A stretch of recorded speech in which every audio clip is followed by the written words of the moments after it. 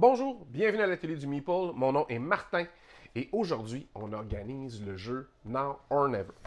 Moi, j'ai reçu ma copie et j'ai même pas joué avec ma copie encore. J'ai joué avec la copie de quelqu'un d'autre parce qu'on était dans un événement et la personne avait amené sa copie et je venais juste de recevoir le mien. J'avais pas eu le temps de le déballer encore. Alors, j'ai eu le droit à une première partie, si vous voulez, avant même que j'ouvre ma copie.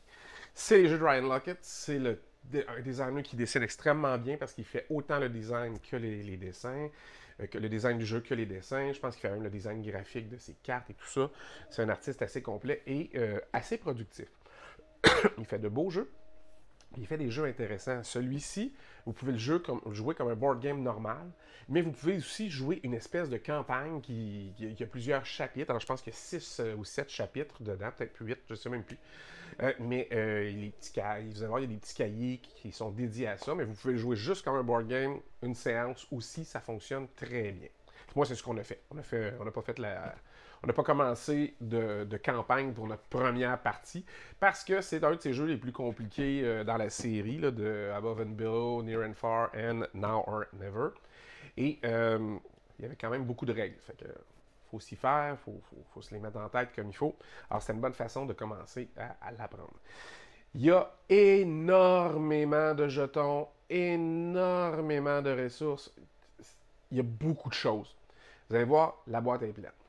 Et il faut trouver une façon de l'organiser parce que c'est sûr que je n'aurai pas autant d'envie de le sortir s'il faut que je remette tout dans des sacs à la fin puis qu'il faut que je démêle tout à chaque fois.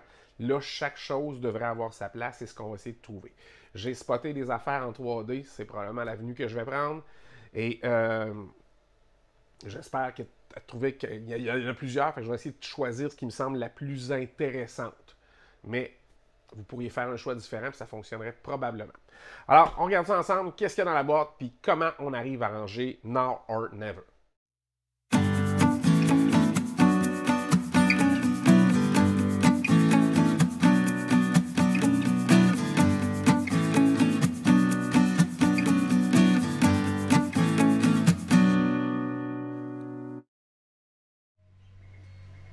Alors là, les jeux de Ryan Lockett, moi, j'haïs pas ça. Au contraire, j'ai beaucoup aimé Above and Below. Je joue beaucoup à Creature Caravan. J'avais acheté Near and Far, je l'ai essayé, j'ai aimé ça. Et là, j'ai joué une partie de Now or Never, les Royaumes du passé.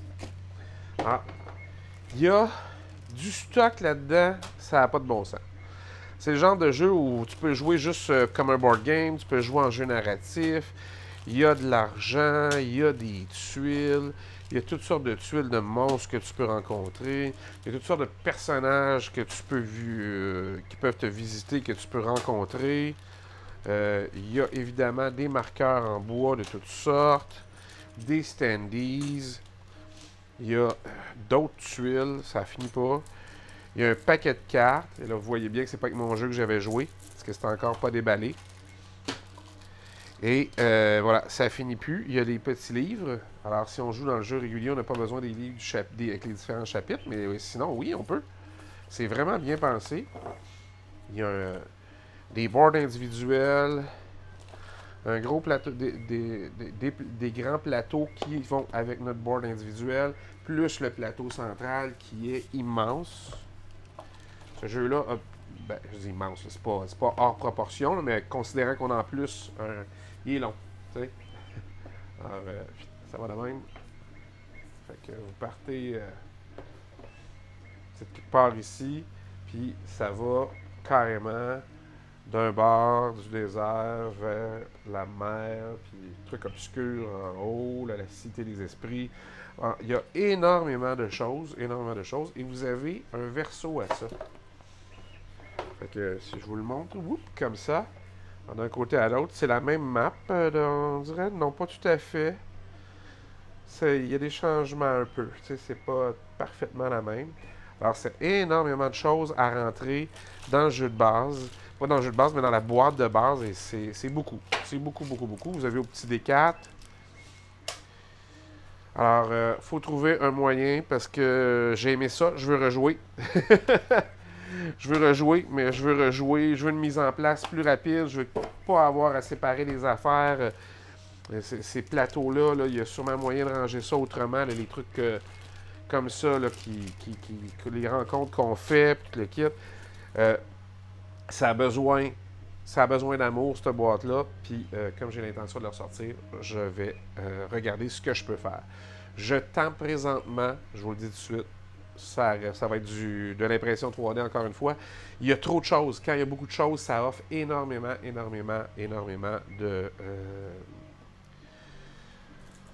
de planification pour ranger tout ça. Et je pense que quelqu'un l'a déjà fait, alors je vais explorer cette avenue. Puis c'est probablement dans plusieurs heures de print plus tard que je vous fais la suite.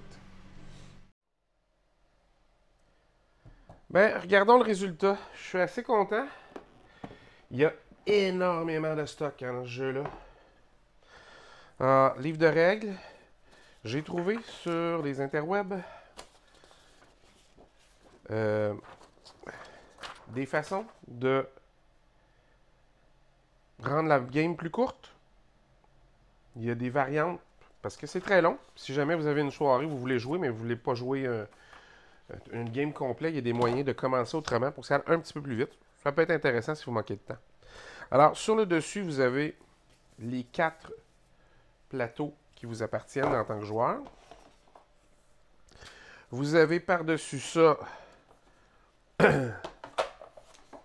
ici, le plateau central qui était très long. Et vous avez les 4 petits plateaux qui appartiennent également aux joueurs. Et là, c'est un tour de force. Alors, il y a une grande section ici qui tient ça ici. Alors, ça, les rangements ici, puis il y a une espèce d'encadrement pour les livres, les différents chapitres. Alors, si vous voulez faire la campagne, bien, ça repose bien dans le fond. Vous avez des tuiles déjà là, le jeton premier joueur en arrière ici, qui est un des jetons premier joueur les plus laids que j'ai jamais vu de toute ma vie.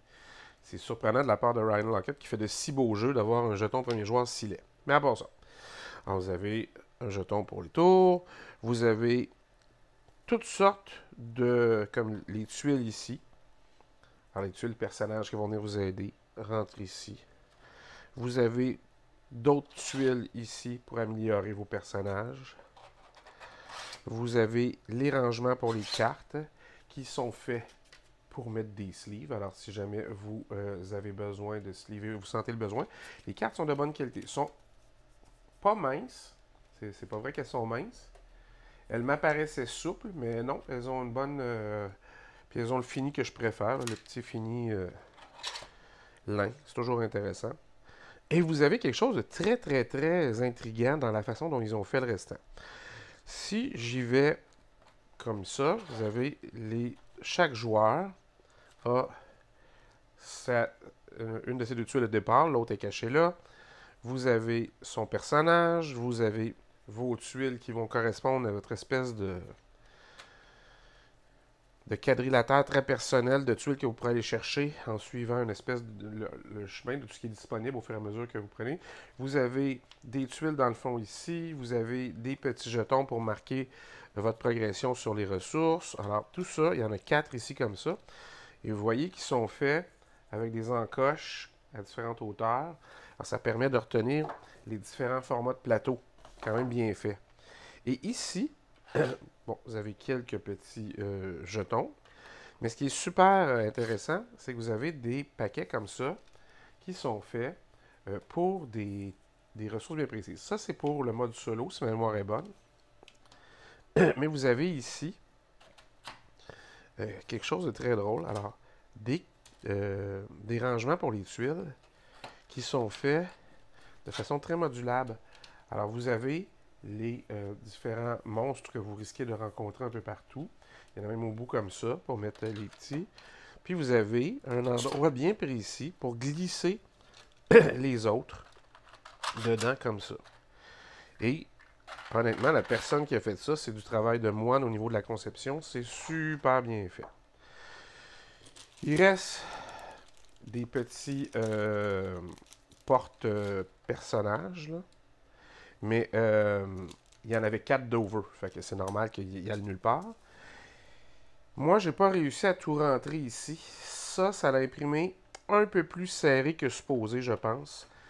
c'est peut-être shrinké sur ma... Alors, ces rangements-là ne me permettent pas de mettre ces jetons-là comme dans ce que les autres proposent.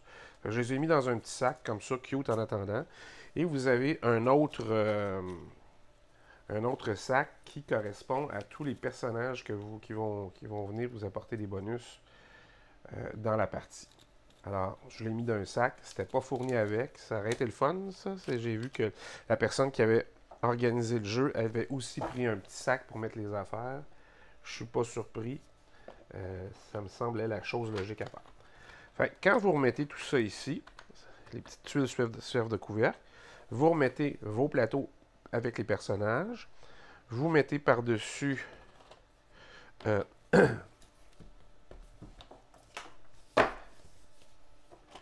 les différents plateaux comme ça de votre autre plateau personnage, si vous voulez.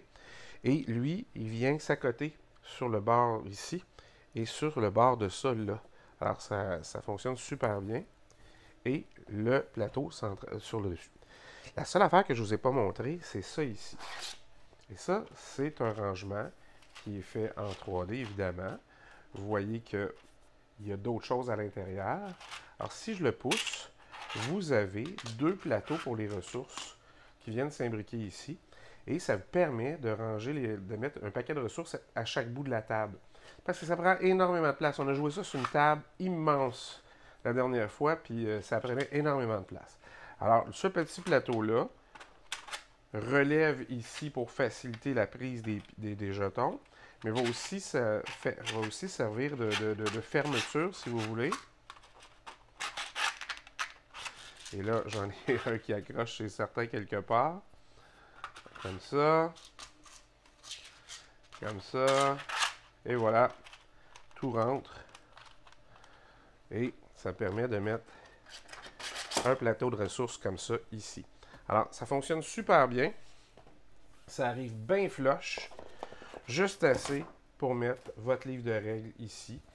Et vous avez une organisation qui fonctionne pour Now or Never. Et l'avantage, c'est que ça peut tenir de façon verticale également. Alors, ça fonctionne. Alors, Now or Never, le dernier dans cette série de Ryan Lockett. Je suis très content du résultat. Ça n'a pas été facile. Il y avait énormément de pièces et l'insert est assez... souvent, ils les font costauds. Lui, tout est très mince. Alors, je ne sais pas comment ça va passer dans le temps, mais il y a une raison à ça, pourquoi tout est très mince, parce qu'il y a énormément de choses à mettre dedans. Et si vous ne garochez pas vos jeux dans le fond de votre auto, ça devrait bien aller. Il n'y a rien qui va casser. Tout est soutenu les uns les autres, tous les petits blocs.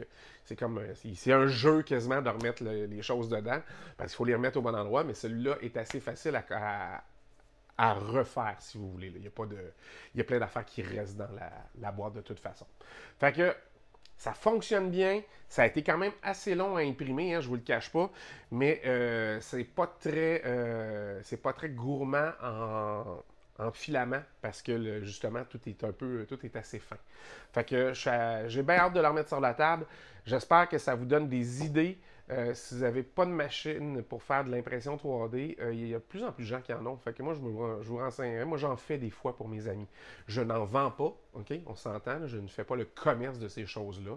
Mais pour mes amis, une fois de temps en temps, je vais en faire. T'sais, ils vont acheter du plastique puis du PLA. Je vais le mettre sur ma machine puis je vais leur imprimer ce qu'ils ont besoin. Mais je ne prends pas de commande non plus, hein? Je vous le dis tout de suite, je ne fais pas ça. Je le fais pour les gens proches. Alors, si vous avez des questions par rapport à l'organisation, si vous avez des questions sur où je trouve ça, je vais essayer de vous mettre le lien de celui que j'ai trouvé là, en dessous. Puis, n'hésitez pas, posez vos questions, ça me fait toujours plaisir d'y répondre. Et nous autres, on se revoit la prochaine fois. En attendant, amusez-vous.